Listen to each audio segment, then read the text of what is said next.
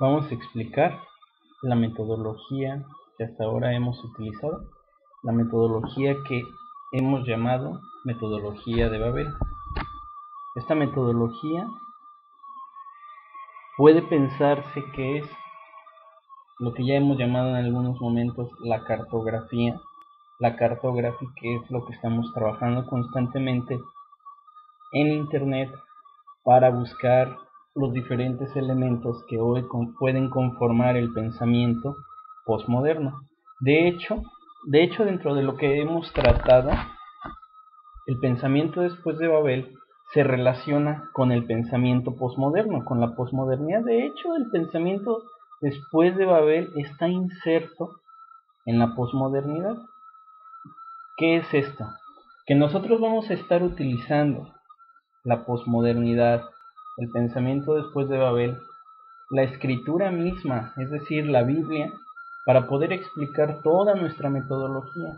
Vamos a utilizar para una lectura bíblica la metodología después de Babel, es decir, es un pensamiento frágil, es un pensamiento débil, es un pensamiento de lo que hemos llamado del vaciamiento.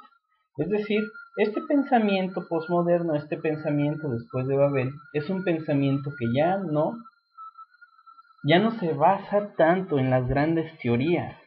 Es más, nuestra época se basa en pensamientos frágiles, en pensamientos del momento, en pensamientos que en ese momento vamos a tratar de utilizar.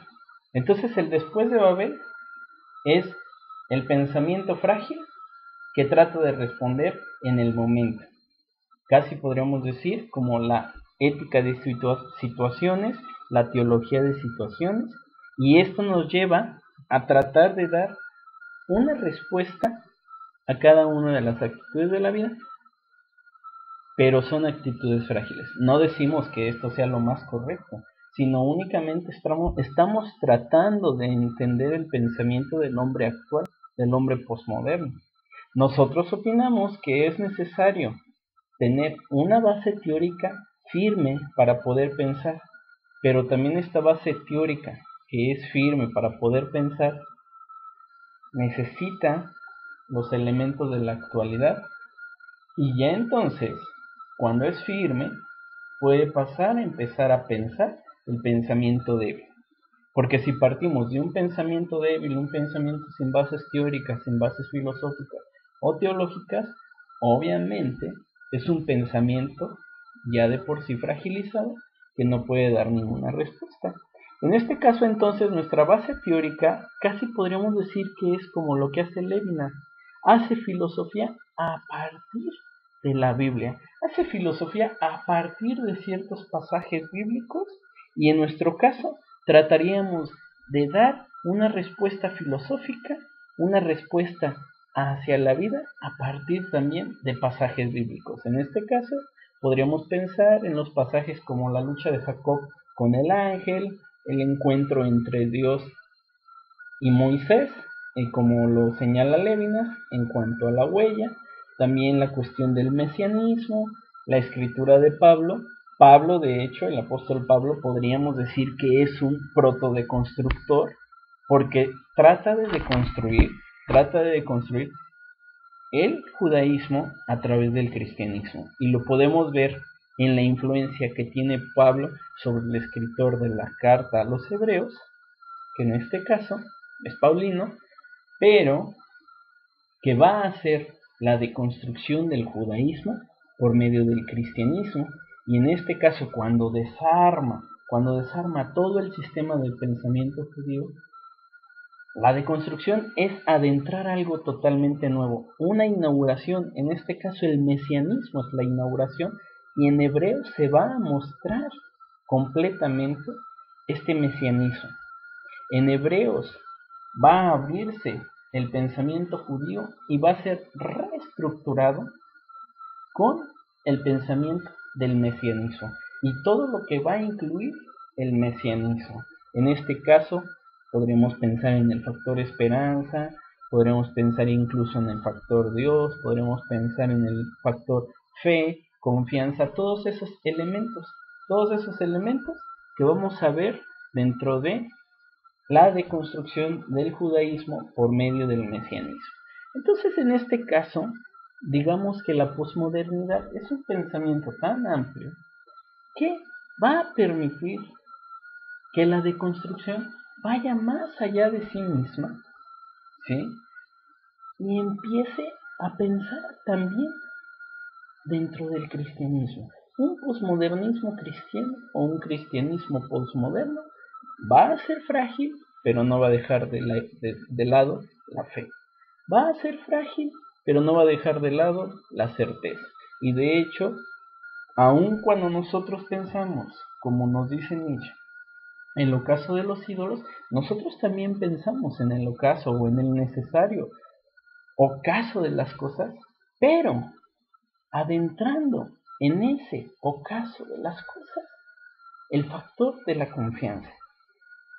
Obviamente, aquí la problemática es que el ocaso de todas las cosas va a ser también, posiblemente o no posiblemente, la muerte de la esperanza, la muerte de la fe, la muerte del amor, prácticamente los elementos que nos dan el mundo líquido, el mundo que se deforma, el mundo fragmentado, el mundo en red. Entonces, en este caso, vamos a ver que en el pensamiento posmoderno, a partir del cristianismo, se permite una cierta confianza. Confianza incluso más allá de la confianza misma. Confianza en la trascendencia, aunque ya no se cree en una trascendencia metafísica, ideal, es decir, ilusoria, sino ahora tratamos de buscar una confianza realmente firme, firme, aunque pueda también venir a ser contradictorio este punto. Obviamente no queremos caer en el nihilismo y diríamos que la posmodernidad a partir del cristianismo o el cristianismo posmoderno no es nihilista, porque de hecho ahí está el elemento de la confianza en que parte el cristianismo, parte para pensar el mundo actual de la posmodernidad. Pero ahora, el pensamiento después de Babel, ¿qué elementos contiene? El pensamiento después de Babel contiene elementos de pensamiento, la deconstrucción, la hermenéutica, ¿sí? Porque va a tratar de entender el mundo en el que se mueve, deconstruyéndolo. Y al deconstruirlo, hará una interpretación. Ahí está la deconstrucción, ahí está la hermenéutica. Desarmar, interpretar. Desarmar, interpretar. Pero el elemento mesiánico vuelve a estar en ese punto. Entonces el pensamiento después de Babel o Babel trae a la deconstrucción y a la hermenéutica y una serie de elementos que hemos utilizado para continuar pensando. Por ejemplo, pensamos en la muerte de Dios y pensamos en la muerte del hombre.